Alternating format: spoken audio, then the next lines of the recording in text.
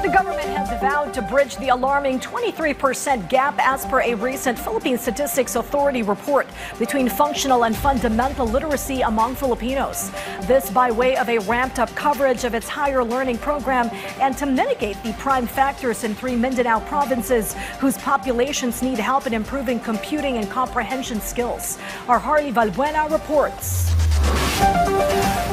For the Philippine Statistics Authority or PSA, President Ferdinand R. Marcos Jr.'s directives for the education sector during his 4th State of the Nation address will be a huge help in reducing the number of no-read, no-write Filipinos.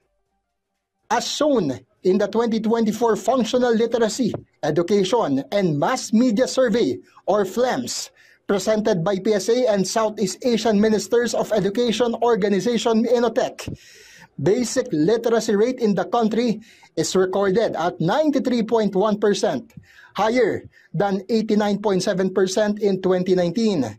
But when it comes to functional literacy or the ability to read, write, compute, and comprehend, it shows a lower rate of 70.8%.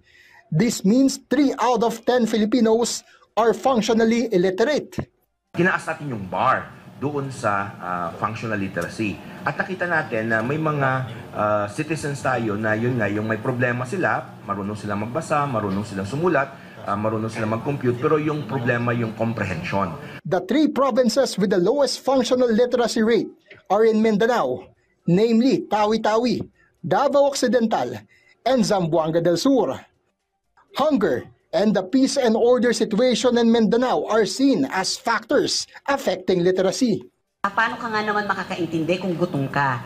And then isa pa dyan nakikita yung sustained peace and order. Number 1 yon na kumbaga condition.